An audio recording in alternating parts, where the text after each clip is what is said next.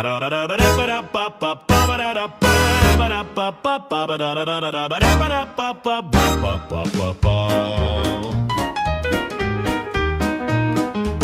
like to say I'm glad to be here, but why start with an untruth? Being here is like reliving my misspent youth.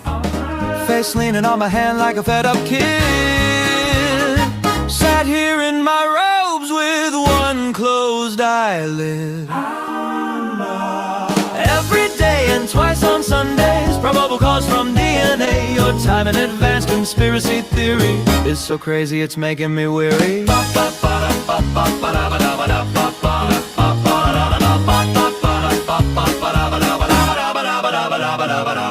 They found some guy did reverse engineering. I've aged more than a year just in this hearing. We can all go home if we go for a plea. Come on, let's go, the drinks are on me.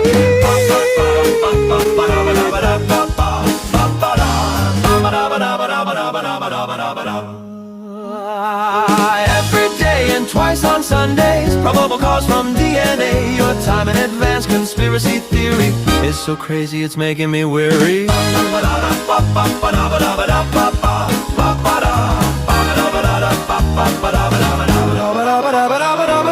None of this case makes sense, so I shoot down the defense. My impartiality is compromised. Is this gonna be televised? Every day and twice on Sundays, probable cause from DNA. Your time in advance conspiracy theory is so crazy it's making me weary. Making me weary. Making me weary. It's making me weary.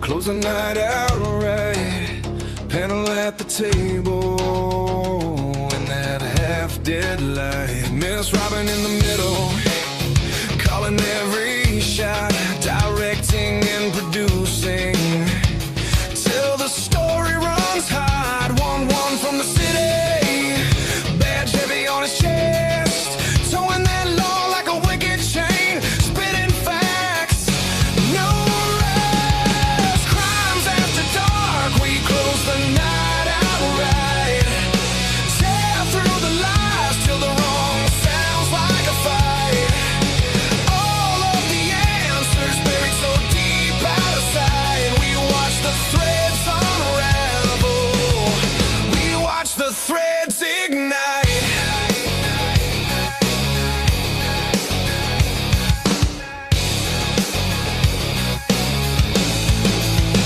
JJ in the corner, state of the deep in his head. Which lies to toss and which ones to keep instead. Dago from the cafe says forget about it, leans back, spins his thoughts like a blade cutting holes in the track. Lee at the front, head advocate, steady stare, every word like a warning, every silence a dare. All of them leaning in, clock crawling, eyes bright. Every secret feels louder than the buzzing of the night. Crimes after dark, we close the night out right, tear through the lies till the wrong sounds like a fight. All of the answers buried so deep out of sight. We watch the threads unravel, we watch the threads ignite.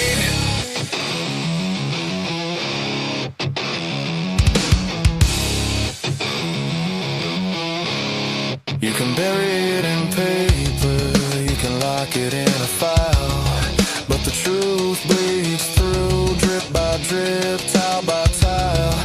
We're dragging it to daylight, name by name, line by line.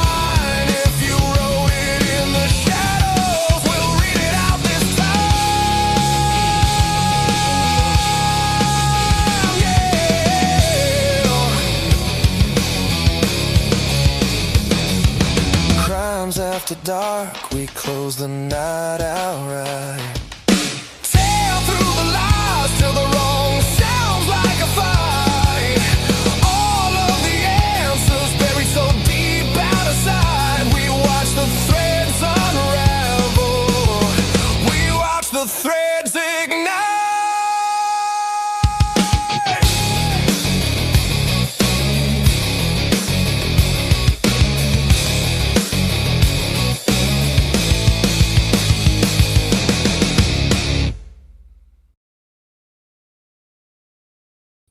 All right, everybody, welcome to A Crimes After Dark. Thanks for the panelists backstage letting me know that the sound is working. It's always very helpful to get that going right. So it is a free-form night with a not even a half panel, a three-quarters panel, because most everybody's here, although we are missing JJ, State of the Deep, and one stuck in traffic, that poor bastard. I think he's been in traffic for like the last 2 hours, but welcome to New York, apparently. That's part of the thing.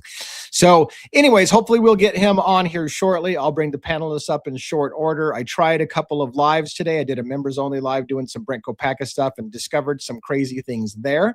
And I thought, well, my gosh, why are we doing all this behind a members-only paywall when I just discovered something cool? So then I decided to do a live public-facing one, and it just wasn't as aggressive as I wanted it to be, but that's okay, because you never know what you're going to get when you do it. When you say, fuck it, we'll do it live, you never know what you're going to get. It could have been a snooze fest. It could have been good. That's part of the risk of doing those live shows. So anyways, welcome to another Crimes After Dark show. We've got a lot to talk about. I think we've got panelists that have some topics they want to bring up that even some of it's going to be kind of new to me. We'll get into that. I got some stuff that I'll reveal to you on the Kopacka finds that I found, but I also have a long form video I'm planning on doing for tomorrow morning with the deep dive on the Kopacka finds. So in the order that they are backstage, let's bring up Logan. Logan, how are you doing this evening? I'm good, kind of. Why kind of?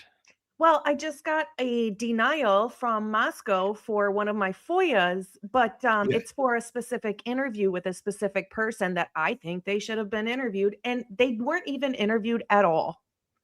So in a way, that's a good thing and a bad thing, right? Because you're right. Like if the person should have been interviewed and they put in writing they were never interviewed, that is something in itself to say, how the fuck did you do a proper, sorry, I dropped an F-bomb pretty early. Oh, we're 8 minutes in, screw it. Anyways, how did you not interview that person? I don't know who you asked for, but really in some regards, it can be a good thing for them to have to put in writing, we didn't even interview that person.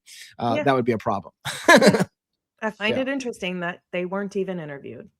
Yeah, well, good for you that at least you got a response from them. It seems like I'm getting a big old fat nothing burger for them. And in fact, I fired off, just to let you know before I bring up the rest of the panel, I fired off kind of a nasty gram to MPD, the city clerk of Moscow and the city attorney of Moscow, saying that I believe that they are violating public records request and Idaho state law because I submitted a request for records, really important records, in my opinion, really important records, 2 months ago, and they've just flat out ignored it.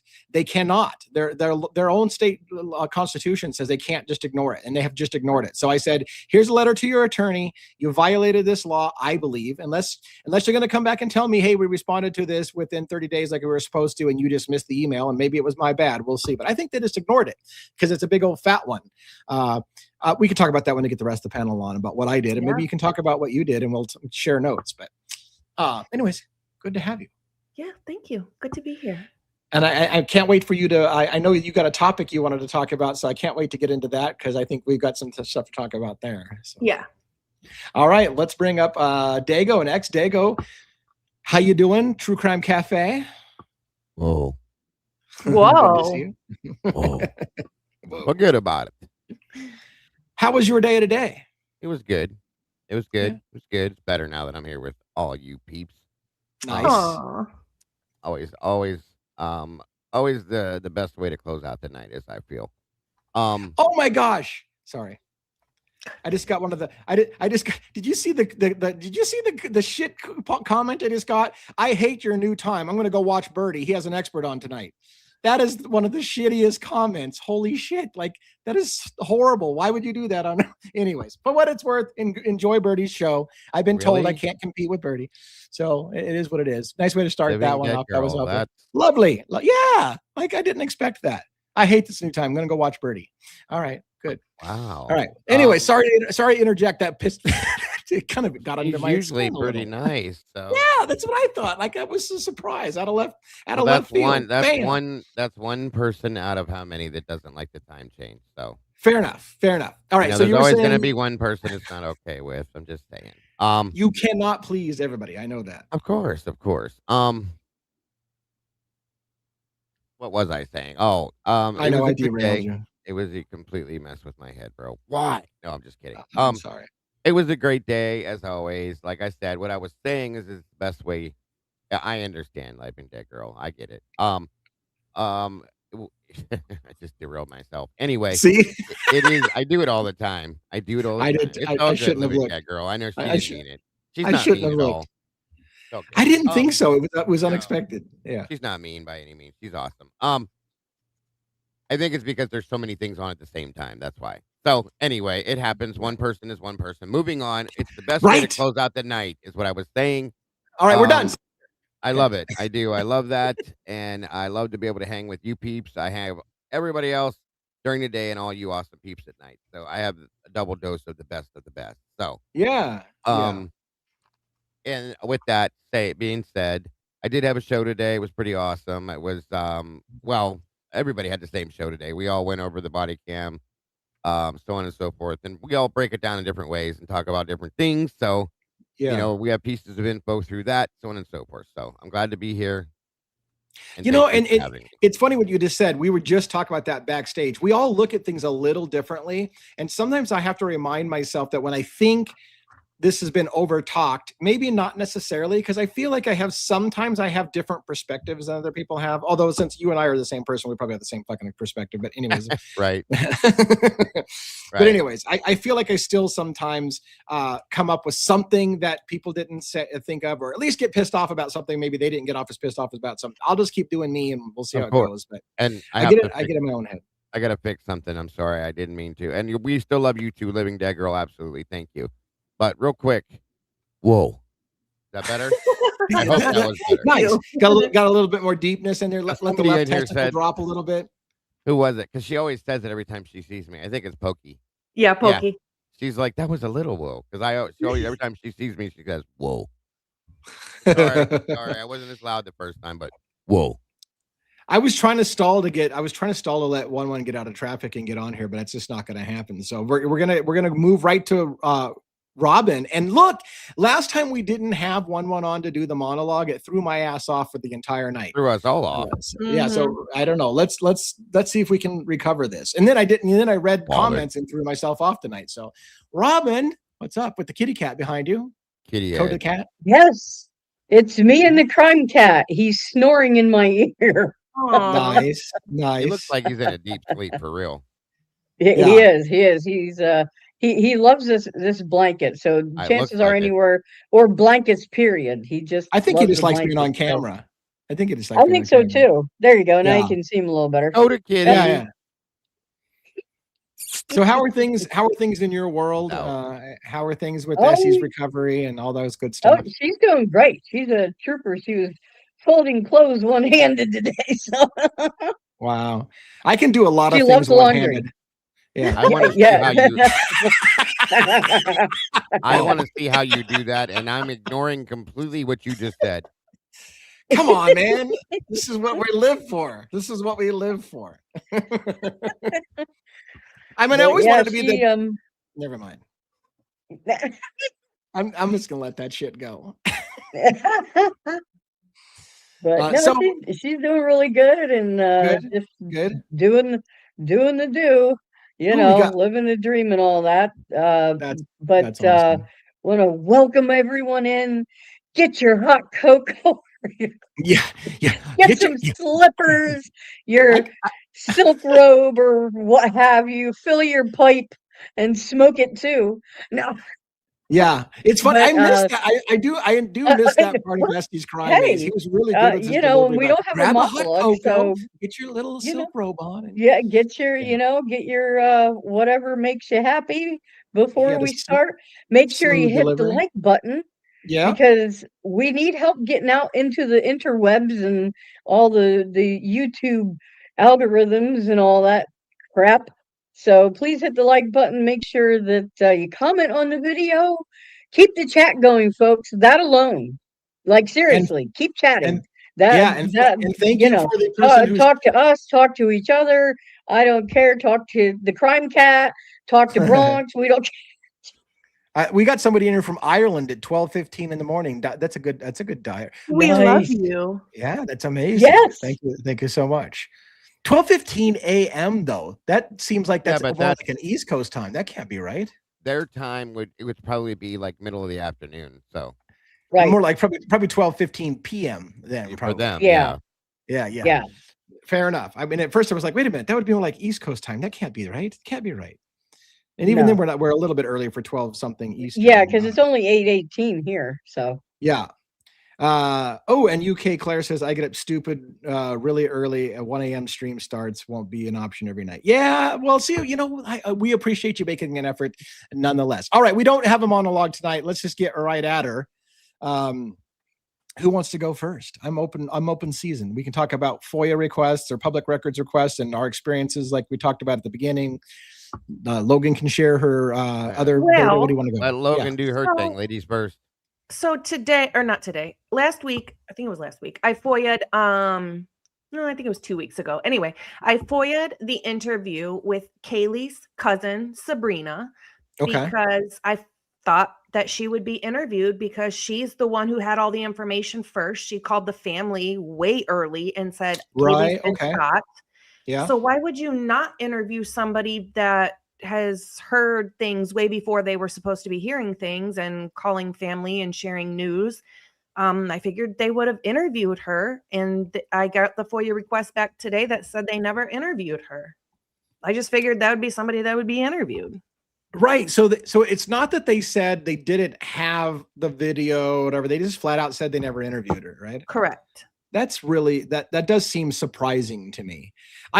Speaking of that, surprising, by the way, I was surprised how much. Do you remember how much Olivia Gonzalez had to get stuff before the police did? She had to go find the grub truck video for them and tell them that there's grub truck video of Kiely and stuff like that. Like, why is she doing police work faster than the police on the case? Well, remember something too, though. She made some statements that turned around to not be true. So yeah, she was probably trying to do those things, but right.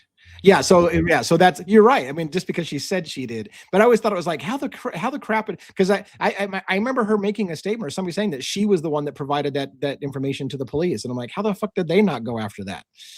But anyways, I don't know. With my experience, what I was going after, by the way, and it was granted, my request was a little lengthy. But they still should have said we can reply to this and not that if there was parts they didn't like about my request. But specifically, the request that they ignored for 2 months had to do with please identify what special patrols at Moscow Police Department were assigned that night, in particular in relation to the University of Idaho and Moscow Police Department contractual agreement to provide officers to the university. What special patrols were out there at that time, and basically asked them to confirm their contractual agreement between them and the University of Idaho. Complete fucking silence. And of course they don't want to have anything to do with that, because I feel in my gut that's where a major part of this whole thing, the fuckery, is at. The major part of the fuckery is right there in that document and that contractual agreement. And they just don't even want to flat out respond to it, period. So pushing back on them and trying to go to the attorney and say, hey, look, you can't just ignore that request. You actually have to acknowledge it. It's public knowledge. The contract's out there. So who was your special patrol that night? So yeah, well, I was also thinking, sorry to backtrack a little bit. I was also thinking Sabrina, Kiely's cousin, would know a lot of information on Kiely stalking, anything that she was going through in, close. And yes, it was third hand with her, but wasn't she the one that supposedly called and said everybody was shot in the house? She was supposed to be the rumor that started the whole everybody got shot in the house. Yeah. And that came from the Gonzalez's, who said, hey, we got a call from her and she said everybody had been shot. So you're right. How did they not look into that? Yeah, most people got the initial information hours and hours and hours before they were notified was from Kiely's cousin Sabrina. So I figured she'd be interviewed. Yeah, and to be fair, to your point, Logan, with her being part of the younger crowd and close to Kiely, she would have more information that you would think would be pertinent. So I can't believe they never even interviewed her. But in a way, that's good information that you found out, because I mean, that's it's just in writing one, now that they didn't even interview her. Yeah. right? Where's the I Steve wanted to Gensel? know for sure. Sorry, Dago. No, I was talking over you. Go ahead. I just wanted to know for sure, and we got our answer. I figured she wasn't interviewed. I just wanted to know for sure. So we know for sure she was not even talked to. So on Yeah, that so aspect, even though that's a little disappointing, at least we do know that. So your request did end up in a way serving a purpose. So good on you. I'm so right? sorry that happened, but that was great that you did that. So It just makes me question. Like, that's a good point, and Robin's absolutely correct. Why didn't they interview Steve Gonsalves Jr.? He was there on campus. Where's that at? Has anybody asked for that one? I've never seen that. I never even thought of that till right now when she said what she said about Sabrina. So, and here's another thing. This is when I wish we had one here, because I would think personally, if somebody really early in the investigation calls up victims' families and say, hey, everybody's been shot, that would be a lead to, if I were an officer investigating, I'd be like, who told you everybody was shot? Where did you get that information? Who's talking to you? Did somebody tell you that? Like, you would want to know, because that could be a potential lead on who's out there talking, saying what, right? So how do you just ignore that was said? I don't get it. right. Do I need turned up on your end? Kim said turn myself up a little bit. Am I good now? You're a little low. You're a little bit louder now. Yeah. So all right. Okay. Sorry about that. So anyways, yeah, for what it's worth, Logan, I would, I don't know how good your record keeping system is, but don't lose that letter, because if later on they're forced to admit that they do have the interview, then you can be like, hey, what the fuck? You told me on this letter that you didn't even have it. Why'd you lie to me? It's like, whatever you do, keep the letter, because it's important that they never looked into it. That says something. And if they later on change their mind and said, oh yeah, we did look into it, like, well, then how come when I asked for it, you said no? I have several of those actually that have come out that I did FOIA, and they told me they didn't have them. Not that they didn't have them, but I couldn't have them because of privacy. Right. But when other people did it, they got it. Much popular. That happened to me too. But yep. I have those letters. Yeah. Yeah, it's super interesting. And even in the process, by the way, did you know, I don't know if you knew this, but did you know that you're now part of the public record, that anybody who looks into this gets to know that you requested that information? And in fact, perhaps the families would be notified that you looked into it and wanted to know. So the guns office is probably a little pissed off at you for looking into that shit. Well, here's the thing. When we get something, they get a copy of what we get. So they do know when we get it. So, well, I thought Steve said they no longer get it. He complained because they used to get notified every time someone submitted a public records, and he says we no longer get notified of that anymore. Okay, they have well, to ask they did. I don't know if they do still get it automatically. Sorry, guys. I thought they did still. My apologies. I don't know. I remember Steve saying they no longer. No, get it's fine. You burst my bubble. True. I'm done. All right. Well, as long as you feel like whatever. Here, take this with a grain of salt. You can believe everything Steve Gonsalves says, right? So if he said it, of course, it has to be true. There's no way the guy ever says anything that he changes his mind about. Now I'm going to ask you if you're high, because there's no way in hell I can believe that. Sorry. So I mean, he said it, but that doesn't necessarily mean exactly. Yes, very good point. Yeah, good point. All right, good point, sir. What else do we got? Whatever. So what was I going to tell you? There was something what I was looking at. Go ahead. Oh yeah. Well, like I said, I was doing some member only, kind of going through some of my Kopacka stuff, and I wanted to say one of the things that was cool that came out was, but now I'm trying to. So there was a better angle of the window, the proverbial window that was really hard to tell which one was Kopacka's window. That was more clear on a video that we watched today. Also, it was interesting just hearing little things that slip out of people's mouths, like a group of officers outside the morning after the shooting, discussing about whether or not anybody has found any car anywhere in the parking lot that was hit by a bullet, or any proof that bullets hit anything down in the parking lot. And they were all spreading out, looking around at cars and retaining walls, looking for proof that Kopacka was shooting down at the parking lot, as they said on air. And as far as I know, they never found anything. Granted, it wasn't like an official search, but it was like, oh yeah, hey, has anybody found anything? No. And you see them kind of like all kind of kicking around, looking at cars, looking at stuff like that. And nobody found dick. So that was interesting as well. But yeah, that's very interesting. There was other interesting shit in there as well, but I'm kind of maybe holding that a little bit for my deep dive. I will tease it a little bit, if you will, because I want to put it together fully. But a particular female officer, I had pointed out before in a long form video about the football coach. You remember Heidi? She did an interview of Jordan, one of the roommates of Brent Kopacka, and she had asked him, "Hey, was Brent Kopacka ever a football coach?"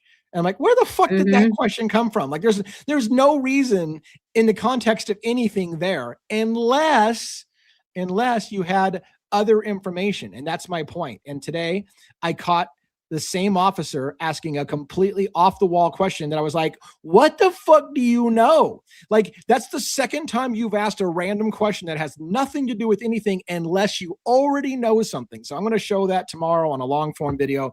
The surprising comments and random ass questions that she asked that make you wonder what she knew, or what she at least thought she knew, that made her ask those questions. So anyways. Interesting. Very interesting. So real quick, not to change the subject, but just I was going to tell you that I don't know if you knew that. You remember how there was a thing going on with the WSU lawsuit where they were trying to get it moved from the Western District to the Eastern District and all that bullshit? It is now stuck. It will be staying in the Western District in Seattle now. And it's they done. won? They won the not moving it to the Eastern District? Yes. Wow. Nice. Well, I don't know. That's a really weird one. Wow. It's filed. It's done. It's stuck there. So I want to get back to that in just a second. Let me answer. Yeah, no problem. I just wanted to tell you that piece. Yeah, no, it's a food for. We need to talk about that and what it means for or at least what we think as a panel, what it means for the case. Yes. But this person asked, MF Louder says, have you guys talked about the DUI outside of Brian's house and how her name is Carmen Fernandez and that she found at the party Xana and Ethan were at? So yes, we've talked about it quite a bit, and I realize it's like, and I don't even know when we talked about it. Sometimes we talk about it on the live, these Crimes After Dark shows. Sometimes we talk about it in a long form video. We have talked about it. I've covered at length and showed video footage from the hit and run, the running over the female, the individuals that were run over. I actually showed some of that footage. We talked about Brent Kopacka being at that crime scene, and it was right outside of Koberger's place, and how that all relates. And then Famunda, we jokingly said in what was it? Dylan's phone. It was like Famunda or something like that. Yeah. Like, who is that? So yeah, we've talked about it at length.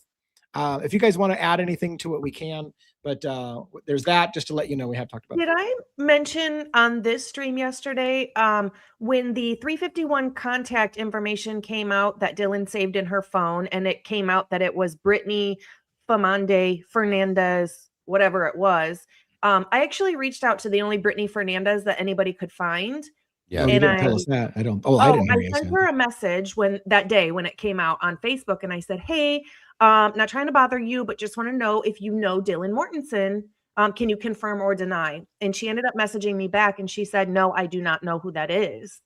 So, oh wow, I was like, "Well, thank you for letting me know." Not her. A week, so either it's not her, or I was thinking either it's not her, or maybe Dylan saved a number in her phone under a different name. I know some people with boyfriends or girlfriends who will save the opposite sex in their phone under a female name or male name, depending on what you are, just to hide it. I thought either that, or do we know if she's telling the truth? Maybe she does know her, and no, something like that. But I did reach out to the person that everyone thought it was, and she said no. Good. Thank you for doing that. Yeah.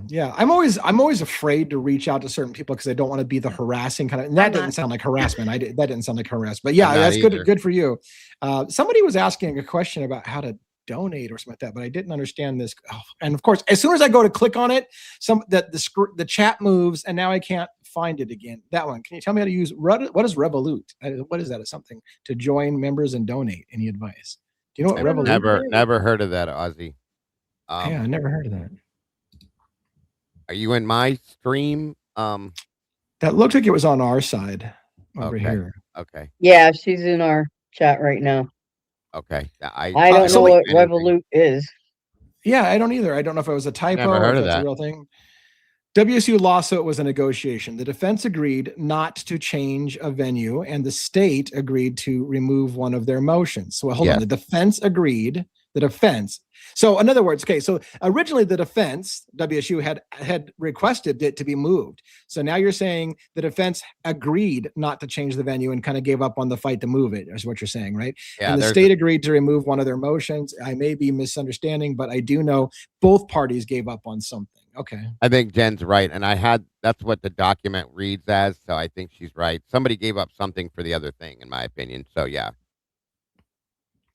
You know, and we talked at length about why it was filed on the west side of the state when the WSU's campus is on the east side of the state. Right. The answer originally we thought was because, well, that's where the Chapins are at in Skagit County. And so they just filed it in the local county where they're at. And that would make sense. But then when we did some deep dive on reasons why they would want to fight so much it being moved to the eastern side of the state, it turned out that there was reasons due to jury selection. So if it gets to the point where it goes to a jury pool, it's more favorable perhaps for the families to have the jury pool come from the west side of the state versus the east side of the state. So was it a move on their part to try to stack the jury more in their favor by basically not having people here on the east side of the state who are maybe making a living off of the university and are more inclined to like look away to the university's misdeeds? And I don't know, but that's interesting. Could be. So yeah, that lawsuit is interesting. Here's the thing. I'm becoming a little jaded, and I shouldn't, because that's what we do, right? And I love legal documents and I love breaking down legal documents, but I'm becoming a little jaded that nothing actually goes to trial anymore. So when we keep talking about juries and so, it's never going to fucking get to a jury. Like, we don't have trials in America anymore. Everyone always pleads or makes a deal before it goes to a jury. Only 3% of cases, criminal or civil, ever get before a jury. So the likelihood it ever will get to a jury is slim. They're going to settle. That's my now pessimistic view. They're going to settle before it ever goes to trial. And so we're not going to see shit. It's all going to be behind the doors, and it's going to be a dollar amount undisclosed, and everything will just be wrapped up and it'll be done with, because that's the way we do things in America apparently now, is no transparency, private deals, hidden agreements, settlements that aren't disclosed, and all that stuff. But that's just me, especially in civil trials. But maybe I'm an asshole. No, in fact, I'm certain I'm an asshole. No, you're not. I agree with you. And that's the way it seems to be going.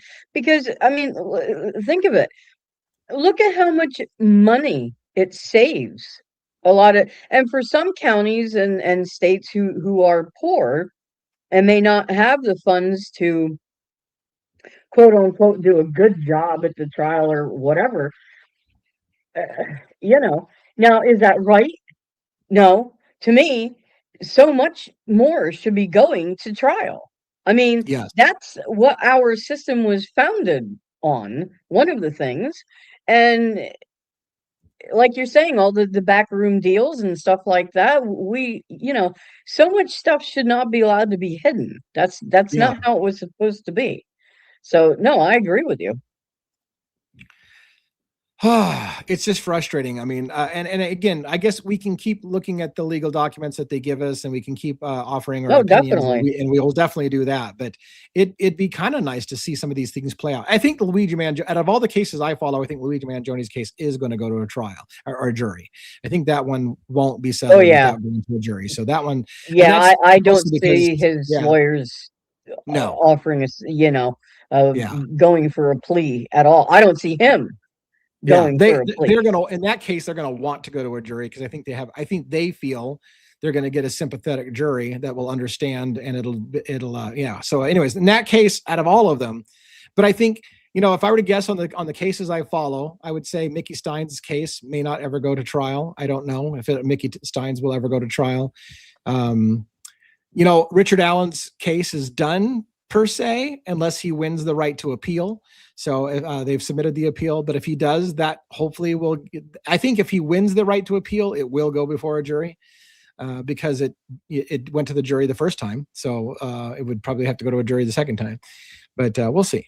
But yeah, what else do we got? Go ahead. Well, we have some new information today, and it's regarding JLR. Do you guys want to talk about it? Oh. Yeah, I love the Jonathan Lee Riches thing. Yeah. Oh, buddy, that's some heavy shit. Yeah, and you already know where that's going on. Long-winded explanation too. Well, kind of. We Well, know. hey, talk to me like I'm a 5-year-old because I don't know. I mean, I know who JLR is, but I don't know the situation you're talking about. So go ahead and teach me like I'm a child. Okay, so everything is alleged and our opinion or speculation or stuff we've been told. We have court filing and court documents too, so it's. I have them pulled up. Yeah, it's not too. Oh, you want to put some stuff backstage for us to look at? Or in a minute, I'll explain it first. Sorry, so, I didn't mean it. No, you're fine. You're perfectly fine. You're right though. So JLR has been dating a girl named Magnolia for several years. It seems like they were living together, apparently. So a while ago, she reached out to a YouTuber named T-Rev, and if you remember, that's the guy who. Somebody called into his channel at the very beginning of the Idaho 4 case and was asking about frat guys, and they thought that it was Brian Kohberger calling in. It was not. But it was T-Rev's friend, yeah. Yeah, so it didn't end up being Brian Kohberger, but he kind of was popular for that video because somebody called in. So apparently Magnolia sent T-Rev, was texting him and saying, JLR is abusive. He's been putting his hands around my neck and squeezing abuse. Wow. And he posted a video saying that she's bullshit, she's lying, she's this and that. Well, obviously, I don't know. I wasn't there. So I kind of took that part with a grain of salt because some people believe people and some people don't. Some people give abuse allegations just to be vindictive, and it's not true. Or some people really go through abuse. Like, I wasn't there. So it has come out that Magnolia has filed domestic abuse and order protection against JLR. And I have the document here. There's a case number and some documents here. I can share my screen. Yeah, I'm waiting for you to throw it backstage. I'll put it on screen when you get it thrown backstage. Was that in bed? Let's see here. Let's take this off. Oops, take this off. Yeah, this is... All right. Interesting. All right. So here it is. Her name is Jamie Phillips. She omitted her address, so he didn't know what it was. Against Jonathan Lee Riches, and that's his address. It says she's the petitioner and above 18 years of age. No children. They didn't have any children. Petitioner requests that the court issue an ex parte order of protection with the following provisions. Respondent to be excluded from my current residence. Prohibiting the respondent directly or through an agent from contacting the petitioner or victim except under the following conditions. She said only to respond to legal documents such as separation and restitution agreement via counsel. Excluded her address, requiring the respondent to pay filing fees, service fees, court costs, blah, blah, blah. So this is in her handwriting. Okay. It says, Jamie Phillips is the petitioner on the above named order of protection case, having been duly sworn, deposed, and state the following under penalty of perjury. She writes, I believe she writes or somebody writes it for her. She says, beginning January 2023 and continuing through December 25th of 2025, I was involved in an intimate domestic relationship with the respondent, Jonathan Lee Riches. During the course of this relationship, the respondent, trigger warning, by the way, I just want to put that up first. Oh, let's put it down. I'll cover Dago's face with the parental discretion is advised. Sorry, Rob and I were both hitting it at the same time. All right, there it is. Okay, I'm glad I remembered that because this might upset some people.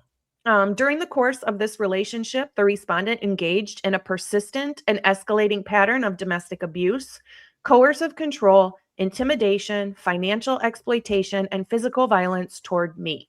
On December 25th, 2025, Christmas, the respondent violently assaulted me, causing extreme injuries, including broken nose and septum, significant trauma to my head and ribs, requiring emergency care, CT scans, x-rays, and will require reconstructive surgery to repair broken and crushed bones in my nose. This assault is currently pending felony assault charges, threats to kill with the chief criminal deputy prosecutor in Chelan County. Chelan. Yep. Washington State case. She put the case number, police report attached. Throughout the relationship, the respondent physically assaulted me on numerous occasions, including strangulation approximately 24 times. In August 2025, respondent committed a brutal assault against me involving beating me repeatedly with his closed fist. Respondent threatened to kill me if I reported his assaults or if I called 911. Since the 12/25/25 felony assault, respondent has continued to abuse me using fear, threats, intimidation, ongoing financial abuse, theft of all of our joint funds in an act of retaliation. Respondent fled the crime scene, fled the jurisdiction, and remains a flight risk. He has continued to contact me, and I'm in fear of immediate harm and death. This was filed January 20th of this year, by the way. Yep. Wow. And he was living with her at one point for a period of time, which is why that whole address thing and all that other stuff. Like, this is not cool. Okay. No. He had to have plastic surgery, folks. I didn't know he was on the West Coast. He's been living in Washington State here. He was in Florida. That's where he had. Right. I originally knew him from Florida. Yeah. Right. And then he and her hooked up, and they were doing great. And she even had a channel. And then all this went to shit. Obviously, sounds like it's in all different states. Washington, I believe something was in Arkansas, Florida, where he lives. It's when he travels to do things she would go with, and then all these incidents would happen. Right. Wherever he does all the boots on the ground stuff. Yeah, he goes around. That's how I took it too. Right. Yeah. Did she have was she a YouTube channel too? I mean, I hate this. I don't know her.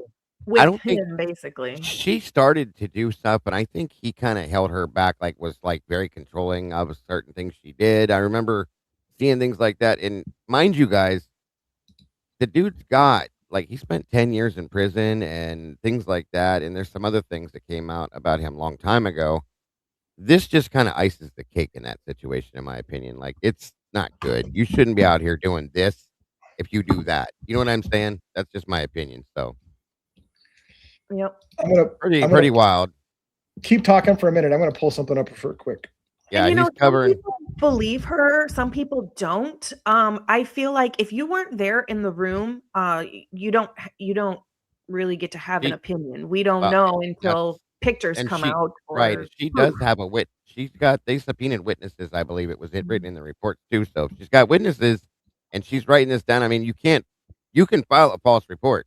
If they find out, you get to go to jail for that. So there's that. Just understand that. So this is I met Jonathan Lee Riches indirectly years ago in 2012, and I found that he had a Wikipedia article on him because he's known as the most litigious man in America. He's sued more people in America than anyone else, and he's got a whole Wikipedia article. Look at it. Starts out. He's a convicted fraudster known for lawsuits and filed various United States district courts. Riches incarcerated in Federal Medical Center, Lexington, Kentucky. Bitch, please. Anyways, for wire fraud and other terms of plea bargain.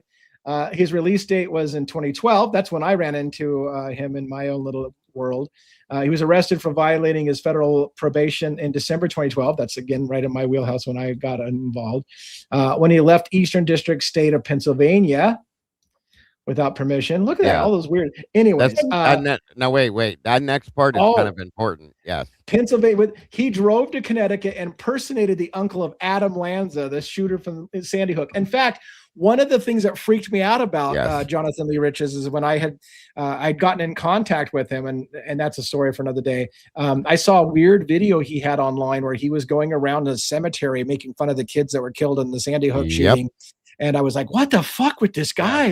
And then later on, a decade later, I'm doing true crime, and Jonathan Lee Riches is one of the biggest fucking names out there. Oh my God, Jonathan. And I'm like, the same guy that that I ran into 12 years ago or whatever. He sued himself as well. He did. Yes. He sued himself. I gotta laugh about that just so everybody knows where this document came from, I literally looked up the court case and clicked on the document that's on the court thingy. Right. The So it's whole not like case you, or you whatever. pulled it out of your ass. Yeah. No, I Court- just clicked on it on the court case on the document on the. Yeah, Jesus we looked Christ. at this earlier. She's absolutely right. She pulled this from the court listing, period.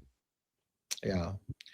Crazy stuff. So what else anything else about that you want to talk about, or? Four Hens in the chat says a lot of people were asking him about Magnolia when he was going live and had 90,000 people in the Guthrie case live. Lots of people were asking about her. So I wonder how much that irritated him.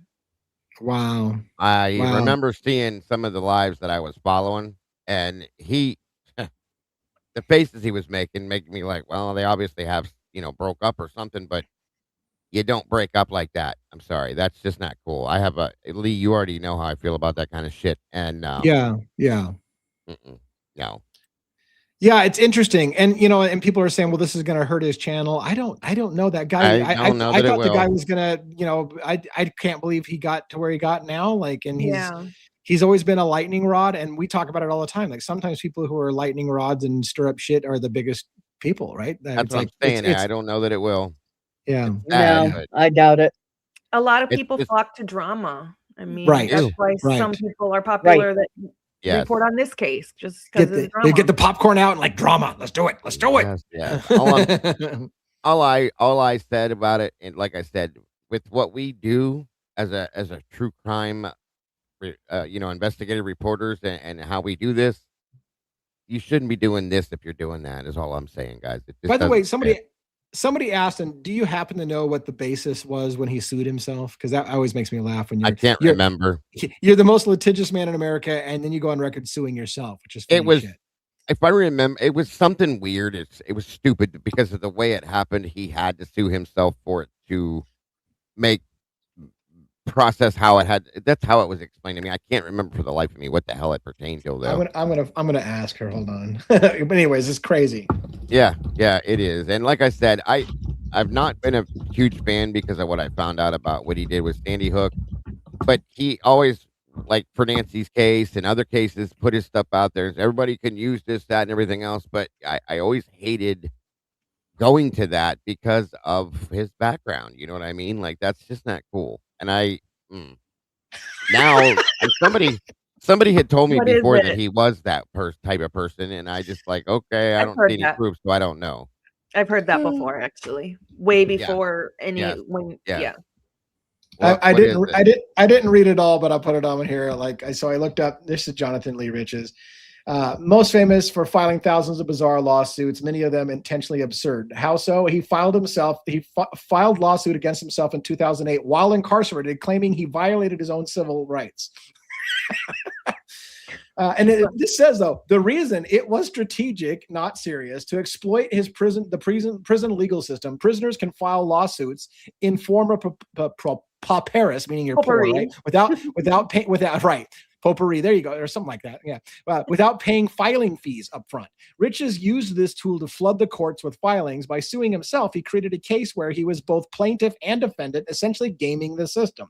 To mock and expose loopholes, his lawsuit were often satire. Suing himself highlighted how easy it was to file claims, even ridiculous ones. Courts still had to process them, wasting resources. So it was just a joke. Like literally, I can sue myself and be both the plaintiff and the defendant, and that's the way our legal system is. So he's kind of mocking the system and gaming the system and doing weird shit. I wonder when questions were asked to him in court, did he run back and forth to each side? Your Honor, that's absurd. I object. No, fuck you. I object. He runs over. He's like, "Sir, please don't use that language." Runs back over. that would be comedy gold, I have to say. A waste of taxpayers' dollars. However, so I guess that's not funny, but. I think that was his point of doing it, but gosh, how much of a butthole do you have to be to I guess he had all the time in the world to do that. Yeah. And in the Idaho 4 case, he was out there pounding pavement, right, and pissing people off, knocking on doors and going into places and getting kicked off properties and in people's faces. We have different styles, I guess, but yeah. Well, he went to, during the Idaho 4 case, when it kind of just first happened, I think, he went to a sorority, and it was the sorority that Bundy went to and killed people. And he was sitting outside that sorority, just filming the sorority. the lights were on in there and whatever. He had somebody stand outside looking like they were a peeping Tom. Like, how convenient a peeping Tom is there while you're filming the same house. Stop it. Get out of here. Right. Yeah, he does shit for. Here's the thing. Like, I don't want to go long on this, but he does things for shock value, and it makes the channel explode, and he gets it. And I'm like, anyways, okay, rant over. Shock value pays off for people a lot. But anyways, it is what it is. People like drama. That's for sure. Yep.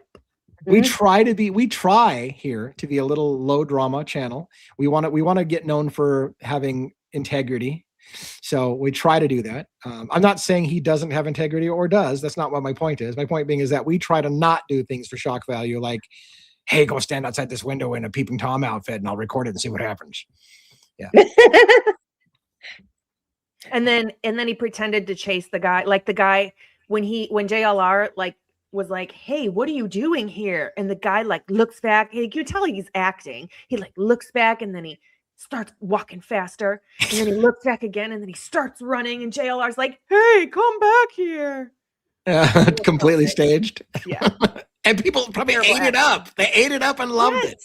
And thought it was real. I'm like, you cannot be serious. Why do people believe everything on the internet? Wait a minute. Everything on the internet is not true? Sorry. I know. Well, that was a really great story. I'm glad that you shared it.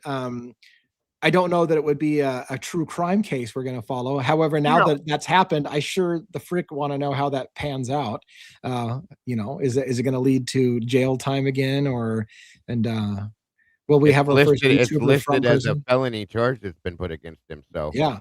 And he was fleeing. He's been moving around a lot. And in the document, it says that he's fled the scene more than once. So, I need to take a look. How big is his channel? Do you guys know?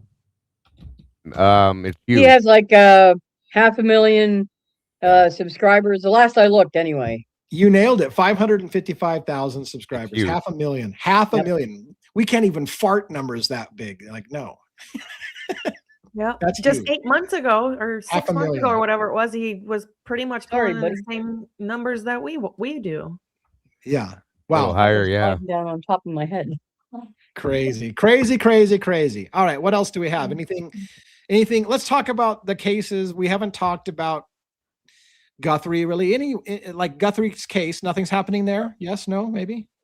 No. Presgrove, anything new in Noah Presgrove? We talked about that quite a bit on our show. No, nothing.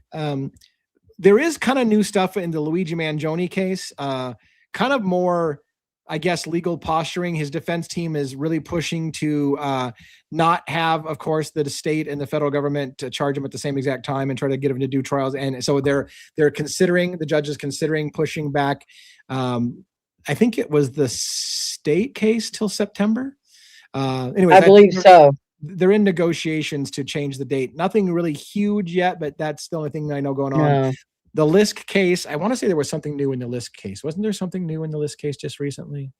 Well, he's having medical issues. We were trying to find out again today what exactly those medical issues are, why he's on crutches, Rex Heuermann. But they said no one has said yet. We looked several different places and could not find out why he's on crutches. Makes you wonder, did somebody beat him up? So I find it very curious, but that's why he wasn't at his hearing the other day. What I read, they said he was, what I read when I looked it up, and again, I'm not saying this is fact at all. It sounded like it was a kind of a never mind procedural thing, and that Rex just chose not to go. So I was looking for the injury thing and couldn't find it. All I saw was he chose not to go because it really wasn't an important hearing of any kind. So but the one, what's her name that had a video? Laura Engel. She had a video out today where she was talking about it. And saying that he's on crutches, and so therefore that's why he was it a short or was it a video? It was like a 5-minute video she had on today. She has her own channel. Yeah, she has her own YouTube now. All right, I'm trying to look into it real quick on the fly as we go. Holy shit! What? Did you see AR put up there that JLR made almost $1 million in 20 days. Oh, I'm not. Yeah, I think Phoenix was talking about that too at one point. From the Nancy How much Guthrie money case. he's been making. Jesus Christ. Well, Wow. you figure when you tune into his lives right now, I mean, it's nothing for him to have like over 28 or 30,000 people watching. So you go figure, and then what he's making on the playback from all of his lives on top of that. And then and people are throwing super chats like, you know. My God. 9 million views is $60,000 if that puts it right. Yeah. Yeah. That's nuts. That is crazy, y'all. So real quick, I did look up Rex Heuermann. Rex Heuermann was recently on crutches while in jail. Newsday reported on it, and it's behind a fucking paywall. I could have sworn I'm subscribed to Newsday, but it popped up a huge paywall, so I can't read the article. Yeah, me too. I didn't get a notice about it. Shit, I'll go to Newsday and look. Newsday reported that he was on crutches he's been on crutches for about a month. The issue was serious enough that he skipped his recent court appearance and remained in jail. It's listed publicly as health reasons, but the exact injury or condition has not been disclosed. His attorneys have declined to say whether it was due to a fall or something more specific. So yeah, we don't know, but it does sound like for sure it's confirmed, at least by Newsday, that he was on crutches. His defense attorney says, "I'm not at liberty to discuss." Brown told reporters gathered outside the Riverhead courtroom of State Supreme Court Justice Timothy Mazzei. He has some health issues, so that's what we're dealing with at this point in time. I thought it was probably just better for him to stay at the jail. Yeah. And that's all it says. Yeah. Okay. Well, good research on your guys' part. What else? What other cases do we have in the pipeline that we talk about from time to time that might have any kind? It's kind of been a little slow for big news, and which is kind of the reason why I took the day to kind of dig back into some of the Kopacka deep dive files that I haven't gone into. There's Mickey Stein stuff, by the way, that's in the deep dive thing that I'll probably be doing a little bit more member only lives on that stuff, to kind of just going through for those who like to watch the discoveries in real time. Because again, I don't know that I have the ability to carry an audience doing that live for a public audience, but maybe I'll do it, as he said, and try it during a more prime time. The problem is during prime time, guess what we're doing? Crimes After Dark. So like, I don't know when I would do it exactly.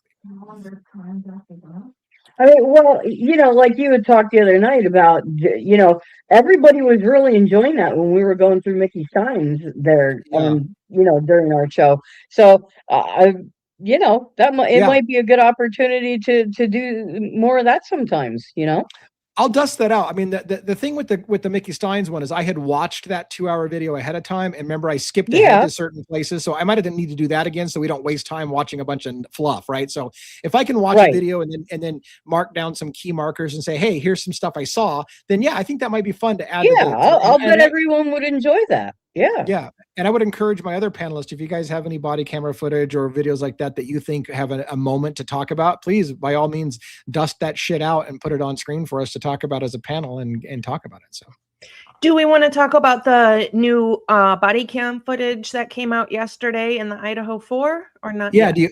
Do you have? Yeah, go ahead. Yeah. Do you have something that you want to actually show or just talk about it in general? No, we can just talk about it. I'm actually going to cover it on my live tomorrow, so I'm not going to get super I did it today, into so it, yeah. but, just I think the coroner Mabbott, the things that she said and did in there were pretty she's a puke. Tasteless. She's a puke. I'm sorry. She is, for her job especially. And here's the thing I said when she made a statement. She comes down from upstairs, and something else that bothered me was the way that Santa and Ashley come down the stairs all smiling and happy, and they come walking out, find out this and that, and then Mabbott comes out a little bit later and she makes that statement, and I was like, what? Wait a minute, back up. What did she just say? And they're taking off their little booties from being in the house, and she was like, anybody want I think she said booty for a souvenir, and I was like, oh, wait a minute. What did you just say? Yeah. And I played it back, and that is what she said, and I'm like, you unprofessional, garbage ass piece of shit. This is like probably the worst scene you've ever been on, and it's a very bad situation, and you're making jokes like that as a souvenir. That's disgusting. It's the most tasteless thing I've ever heard. Like, shame on you. And this woman is an attorney, a coroner. Yeah. Okay, and she lost her son not that long after this. How would you feel if somebody made a joke about your son where they found him? Right. That made me sick. So yeah. that ain't cool. Sorry. And she knows Yeah. it's on body cam. She knows family's Yes. gonna see that if it came out in court and things like that. She should know better. She don't Yeah. care. I used to feel bad for her. I did. I used to feel bad for her. I felt like maybe they threatened her to shut her mouth, not talk about things. And at this point, no. Sorry. You're not a good person. I'm sorry. Not at all. Yeah.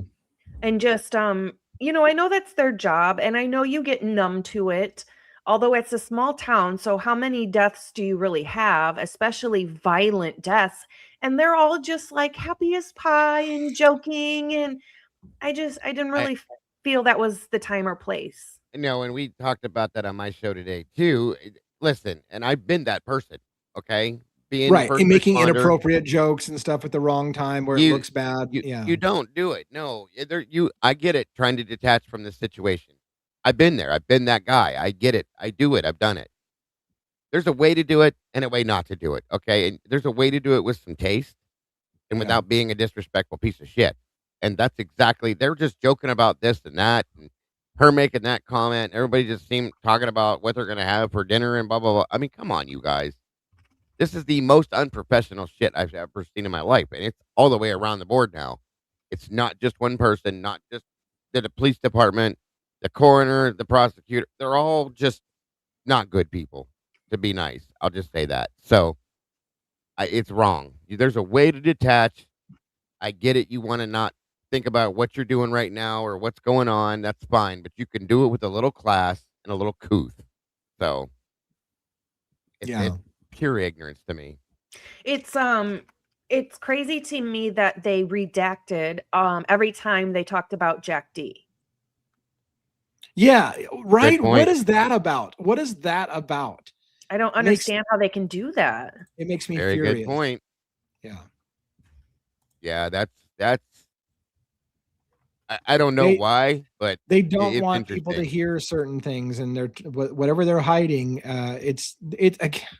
I can't say it enough. If it happened the way you said it did, why the need to hide everything?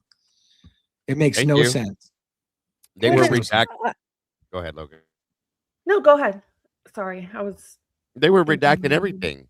They even redacted like Dylan or the spare bedroom and Bethany's bedroom. Like, we already know what that is. Why are you doing that? Hey JJ.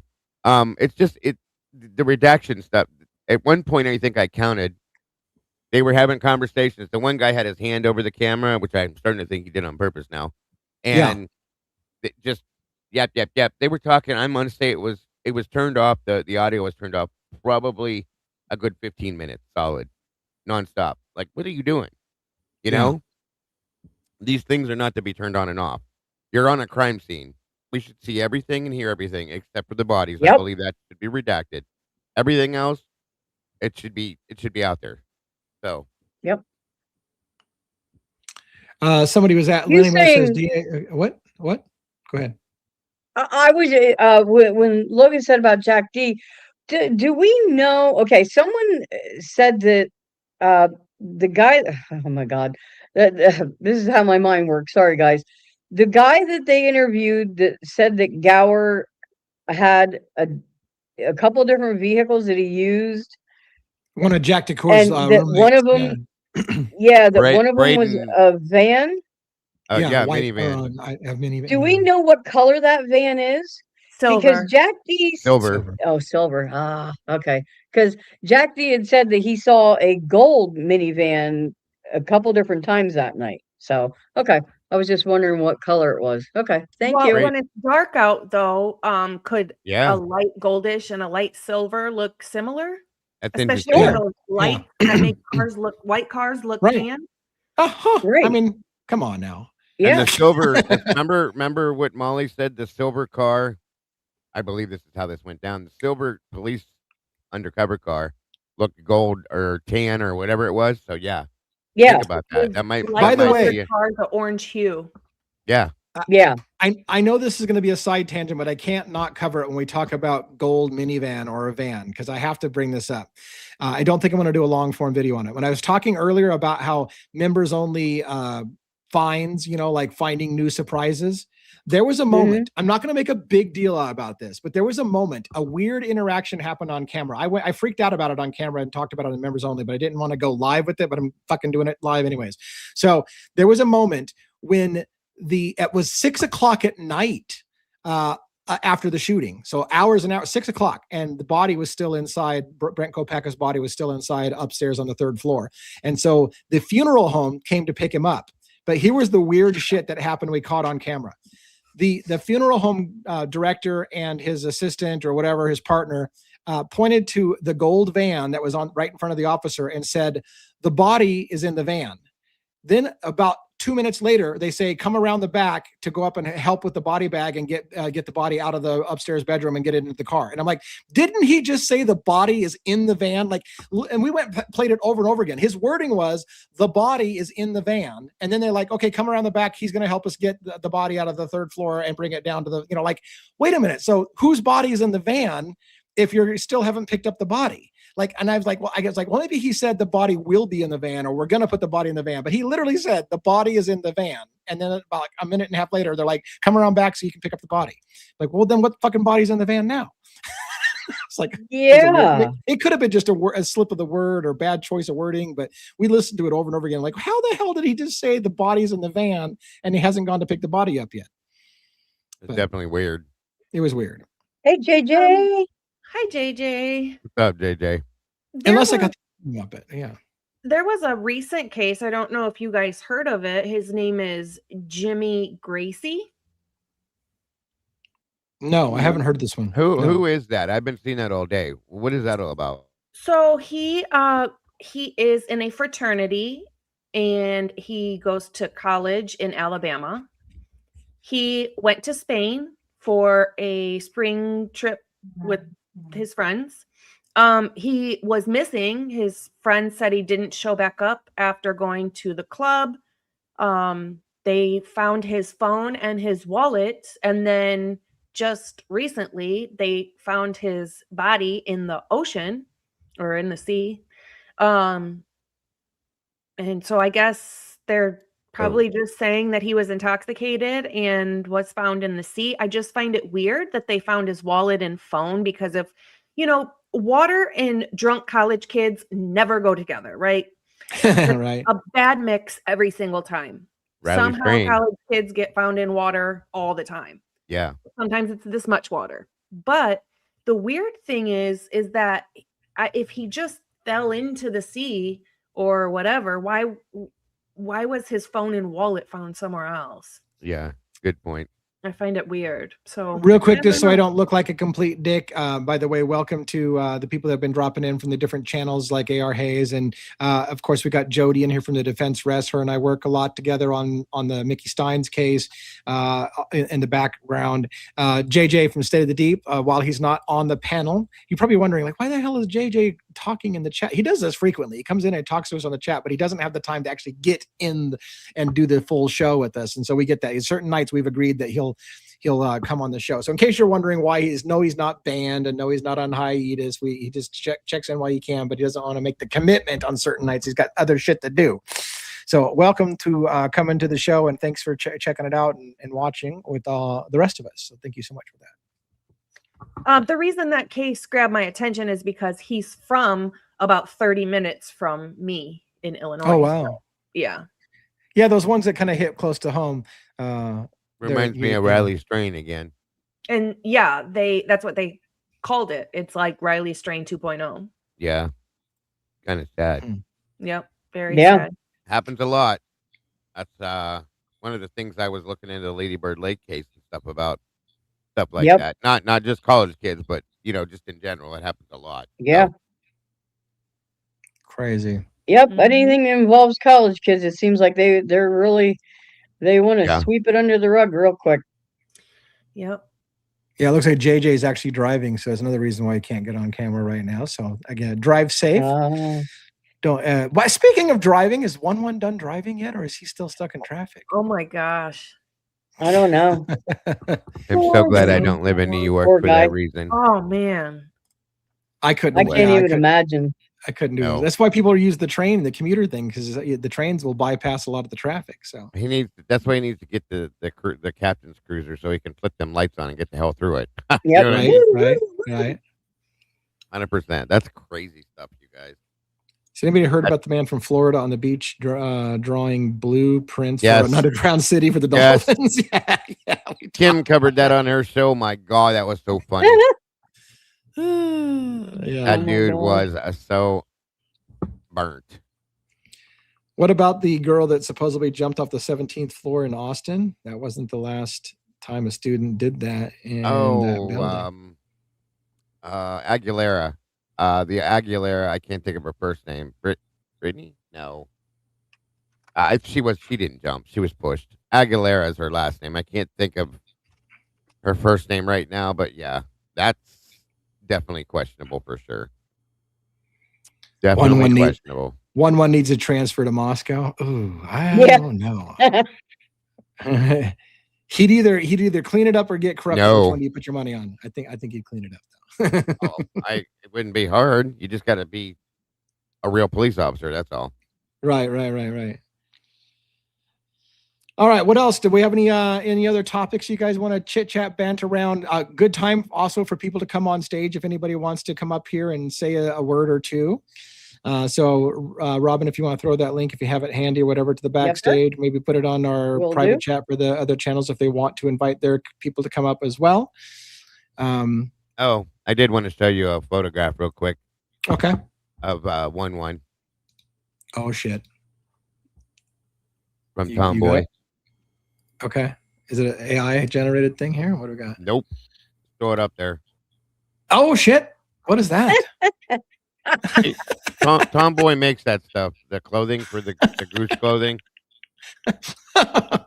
Oh my God, that's hilarious. It is awesome. I love it. Got the glasses on. Yeah, that's nice. Nice. Very good. Too funny to me. Thank you, Tomboy. Little something to smile at. All right. So we do have a link, I think, out there. If you see the link, you can come on as just voice if you don't want to show your face, or you can come on with your face if you want to share your beautiful face. In the meantime, I don't really have anything in particular to talk about. Like I said, I've been like trying to get my sleep schedule worked around, kind of stuff like that. But I do have a video in mind for a long form video for tomorrow, so that's going to be good.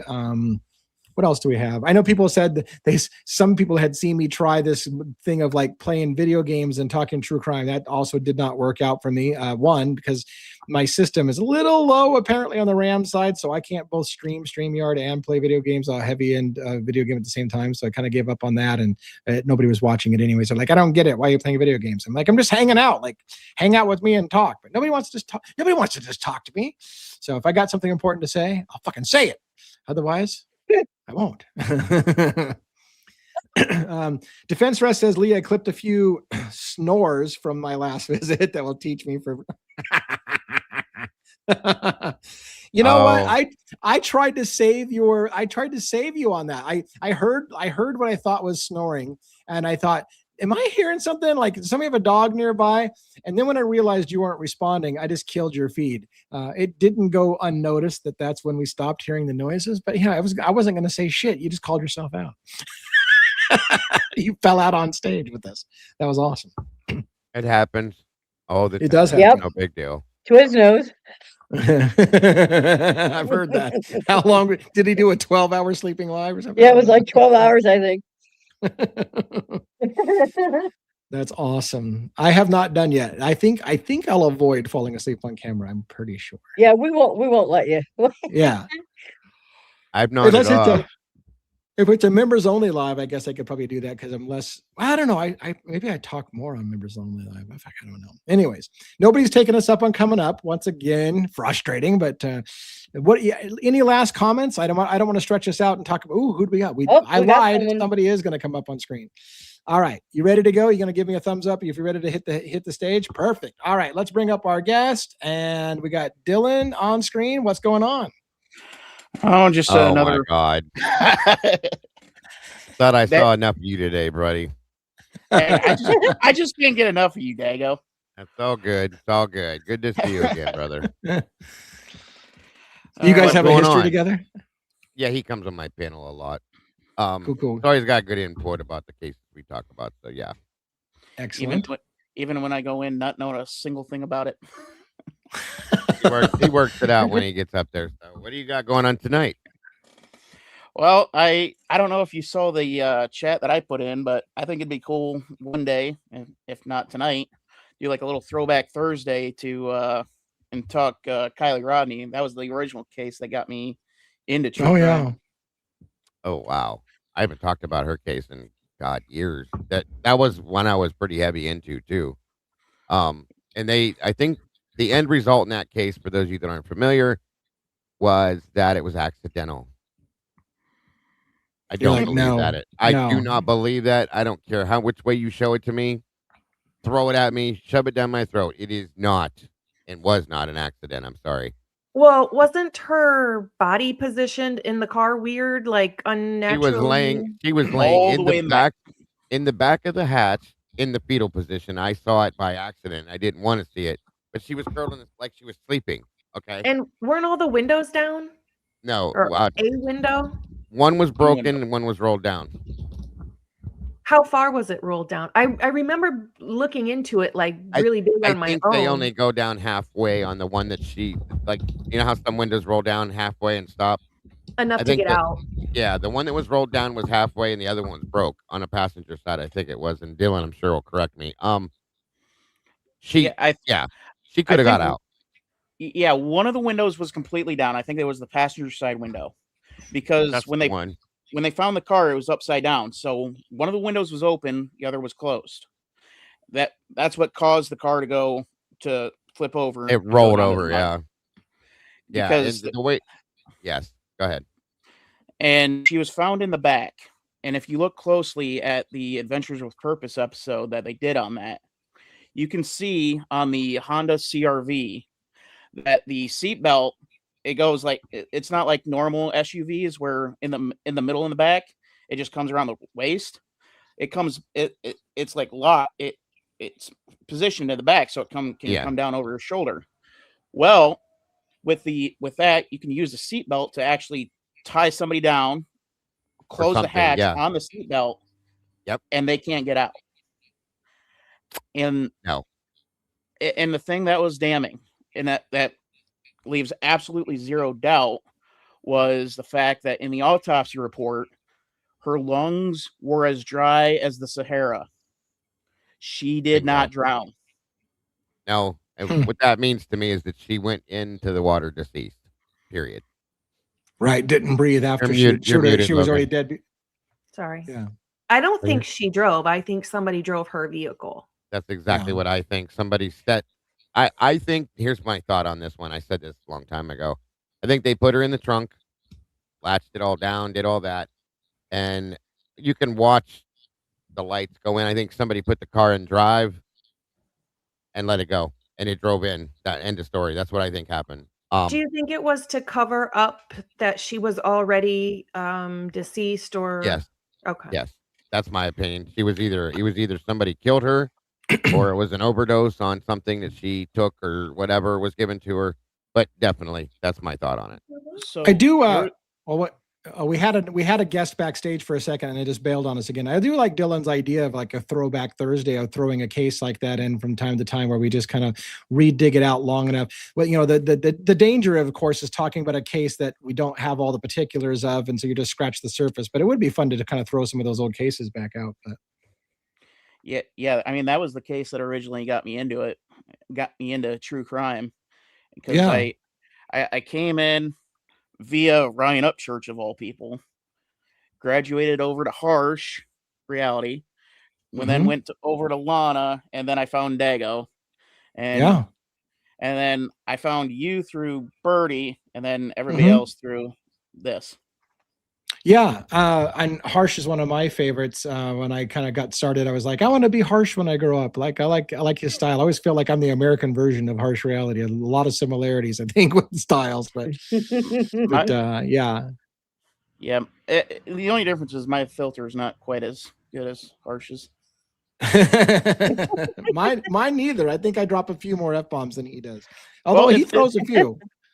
Well, it's not so much that I cuss a lot. It's more of I don't pull punches.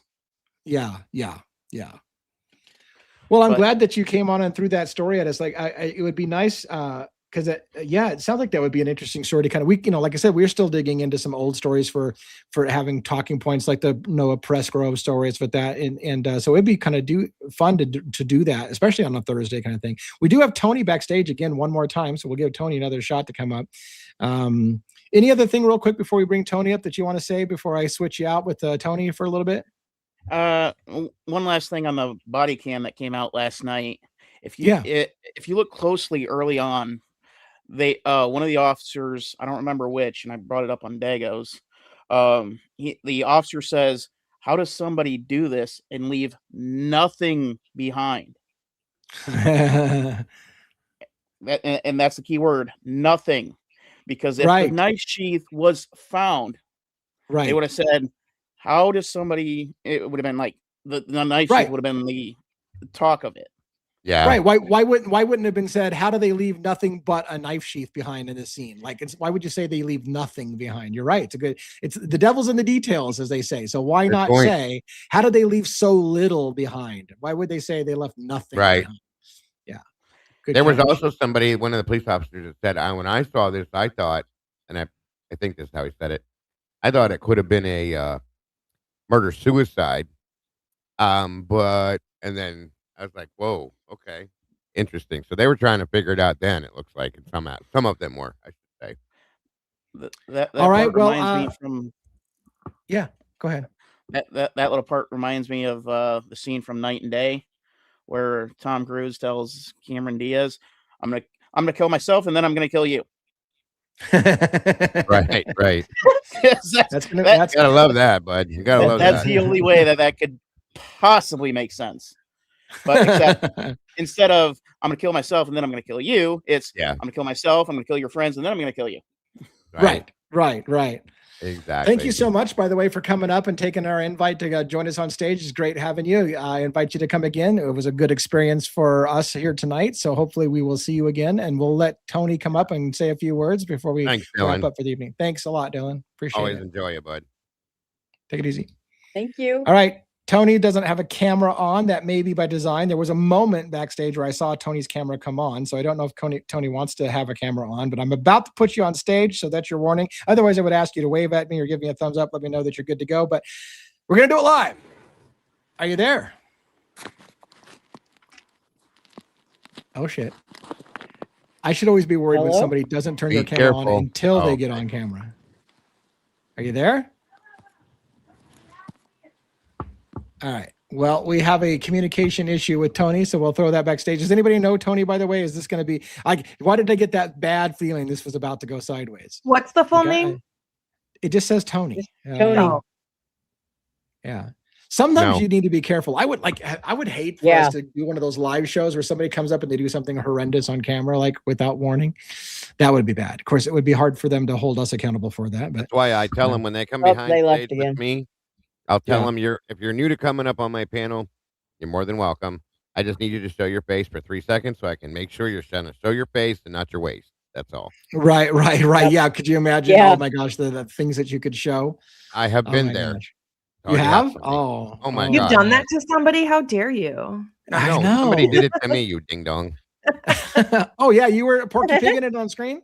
Okay. Yeah. They oh my God. I don't even want to go into it. Yeah. We do probably need to be a little bit more careful. And but which is funny because I always tell people that they can leave their camera off if they want, right? But you're right. Like maybe they can turn on the camera long enough backstage, not going live, but backstage long enough to know that they're a real person. But you still couldn't really avoid if they wanted to be a troll and do something crazy because they could still just like wave at you. And then when you come on, you got a good picture of their chocolate starfish or something on screen or something.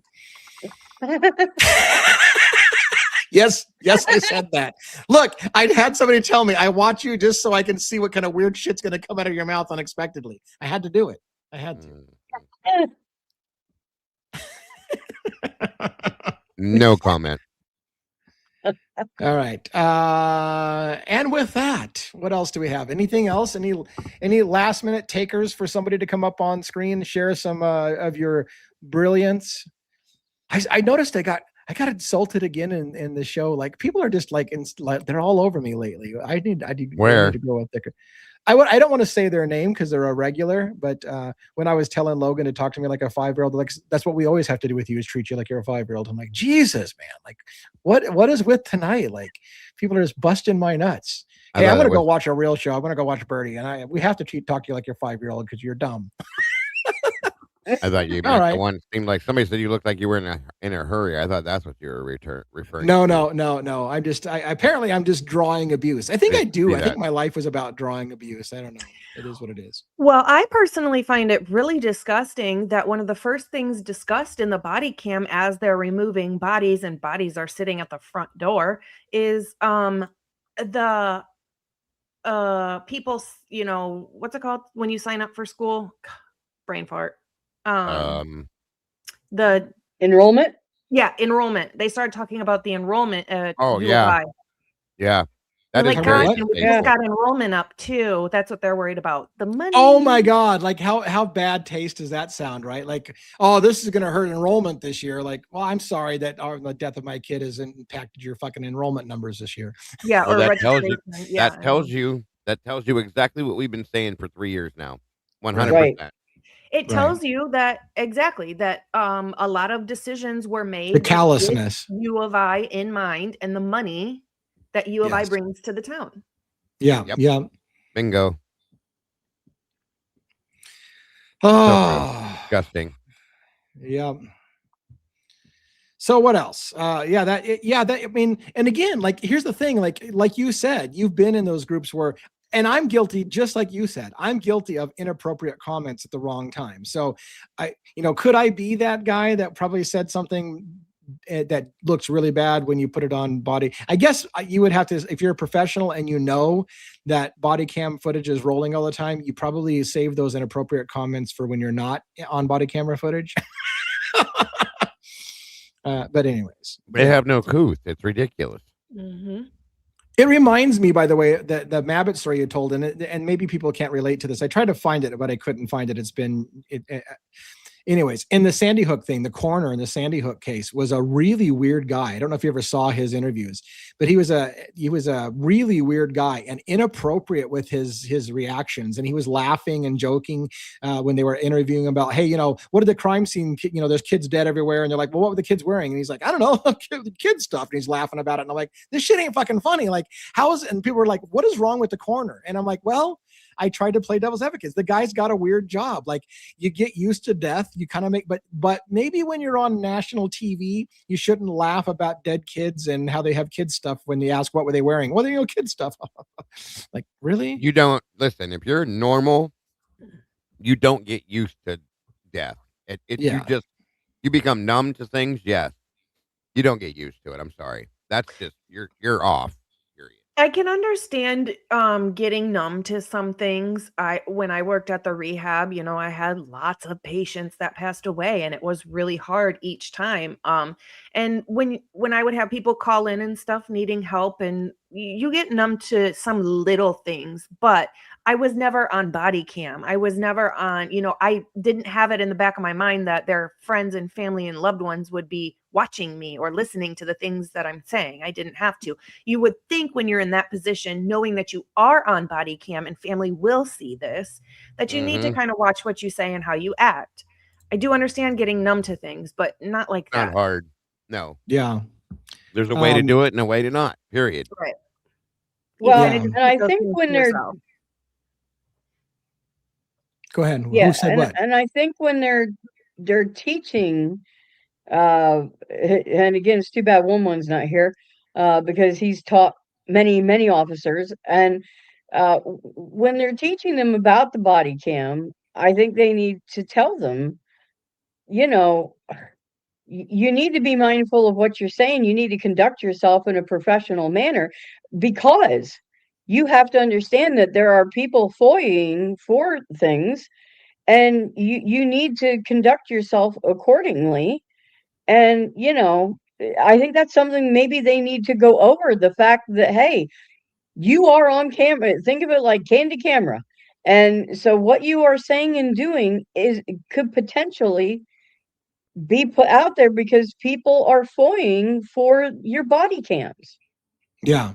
I mean, I don't know. And I see a lot of comments in the chat about somebody young. I don't know if we're talking about the Sandy Hook corner, or are we talking about Mabbott was been around for a while, and I think that corner had been around for a long time. So I'm not sure which corner they're talking about exactly on that, but yeah, I don't know. Like I said, it's easy also to play 20, or hindsight's 2020. Like, same thing happened. We were watching all the body cam footage from the Kopacka stuff, and you hear people joking about, happy birthday to me, because it was his birthday, and he was kind of irritated that he was spending all night long in a standoff that got somebody killed, and he's kind of joking about, well, happy birthday to me, and it's easy to step back and go, wow, how inappropriate was that because somebody died, kind of thing. But you know what? Like in the moment, some of those things are not probably as unusual as you think. So I try to give people a little bit of grace to realize that you're going to say some things that in retrospect, had you realized it was becoming a national thing and somebody was going to die, and it was going to be like, you probably would have not said that, but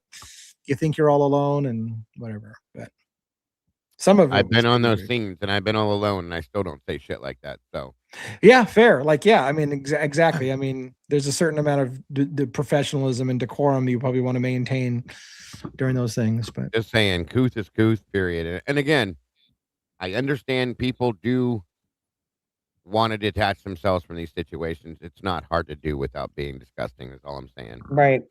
Yeah. So. Yep. All right. Last call for alcohol, or last call for people on stage. Otherwise, we'll just kind of wrap it up a little early tonight. Any other comments, questions? Anybody want to take the stage with us? What do you got going on afterwards, sir?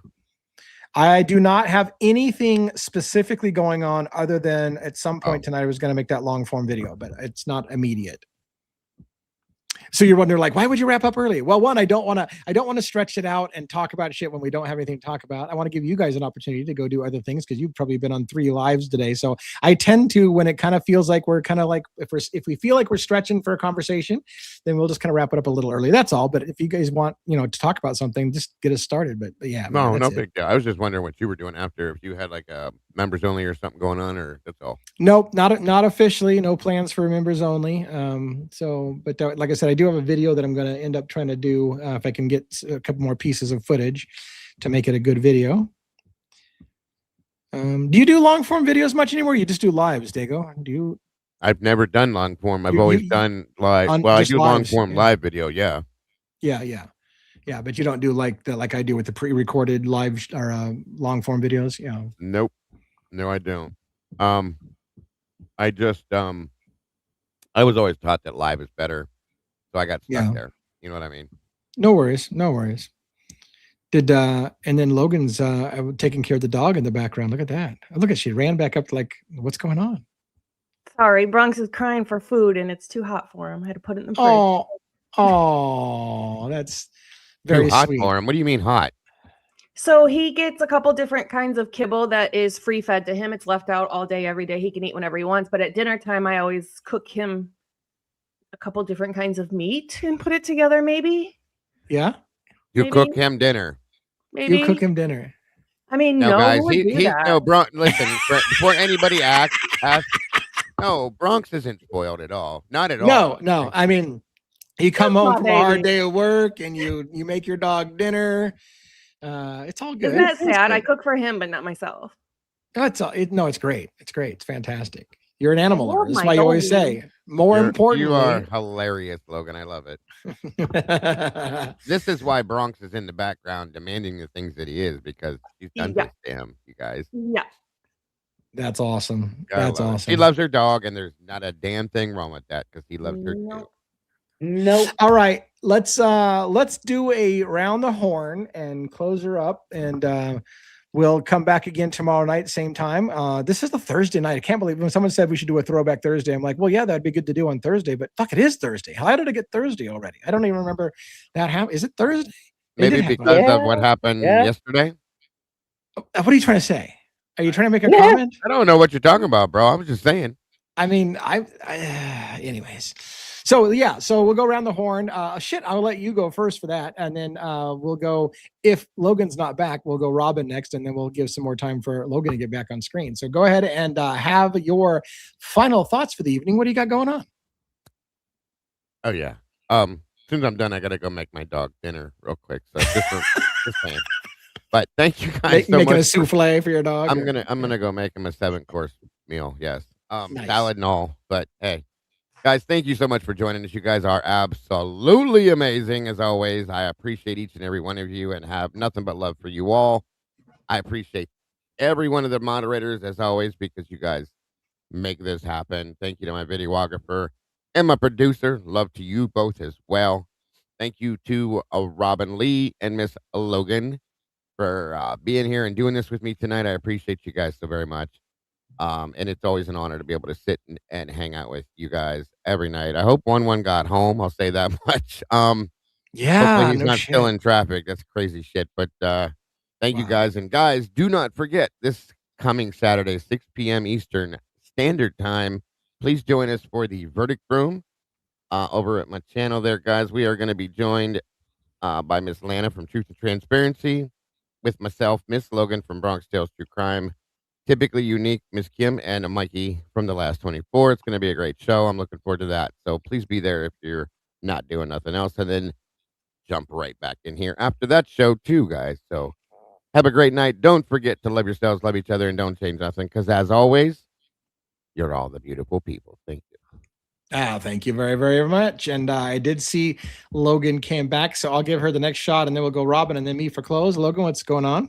I just want to thank everybody for being here, like always, especially the mods on every channel. Thank you so much for tuning in, and mods for doing what you do for us. We always appreciate you.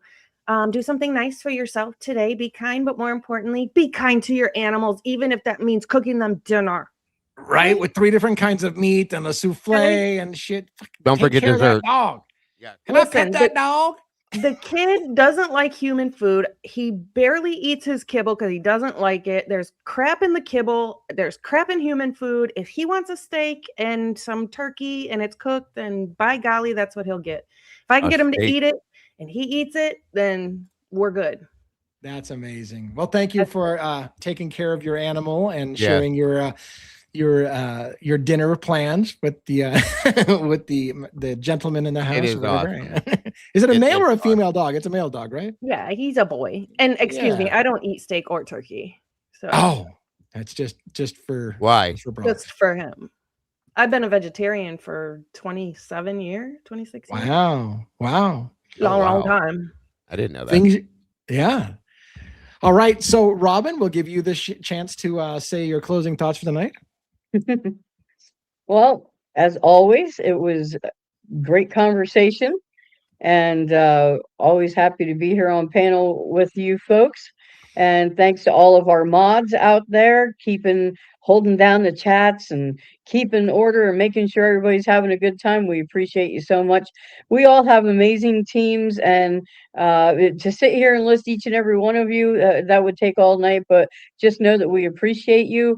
And to each and every one of you who shows up here live for us every night, you are so very appreciated. And for all of you on the replay crew for all 3 channels, we appreciate that just as much. And yep, we'll be back tomorrow night again. And Sunday, it'll be the first episode of the John Benet Ramsey case is what we're going to be covering next on the Sunday night when Lee takes off and the mice play a little bit. So, nice. But so hope everyone has a wonderful evening. And this is me and the Crime Cat signing off. Coda Kitty. Very cool. I love it. Oh my God. Now I'm super jealous. He had venison for dinner. I haven't had venison. And he had venison. He's okay, so he's really, really picky. I love it. He has been eating venison and ground turkey for the past 2 weeks, and he hasn't gotten sick of it yet. So that's what he's been on. That's what he had for lunch. I love venison. I love venison too, so I'm jealous. He would do it for me, so I do it for him. That's awesome. Awesome. You rock, kid. I love it. Awesome. All right. Thank you all for coming to another Crimes After Dark and supporting the channels as the Dago and the Bronx Tales, their channels. Thank you for supporting them. Again, we have a combined chat, so we kind of see all of the chats, those who are on the backside, but your individual chats are only seeing the channel that you're following. So you may get confused sometimes when we're commenting about chat that you don't see, and you're like, why the hell does that happen? So just keep in mind, it's kind of a problem, I guess, if you will, of co-streaming, is keeping all of those chats together. JJ from Stay the Deep, as we saw, will be here tomorrow night, so we'll have him on our Friday night show. That'll be fun. Make sure that you're going to be here for tomorrow night's show. Check out the Verdict Room with Dago and Logan and others over there, Atlanta and all those people. So that sounds like a great thing. I will be working on finding some, just like we talked about. I'm going to try to see if I can find us some footage that I can show and give clips, and we'll talk about it as a panel as part of those things to round out the evening, since that Mickey Stein's footage really gave us a lot to talk about, and his body language and what you guys thought about his thing. I think we'll do stuff like that from time to time. I'll throw out some stuff. We got plenty of body camera footage in the bag that we can pull out for the show. So that will be in the works coming up. See you guys tomorrow night, 5 p.m. 5 p.m. Pacific Standard Time, 8 Eastern, because we moved to a new time, even when somebody else more important with the better guest is on and you guys want to pick a second. Anyways, I sound like a bitter asshole. Have a great evening, everybody. Take it easy. We'll see you next time. Good night. Good night. Good night. Good evening. Good night, sweetheart. Well, it's time. I got to leave that going. All right, later.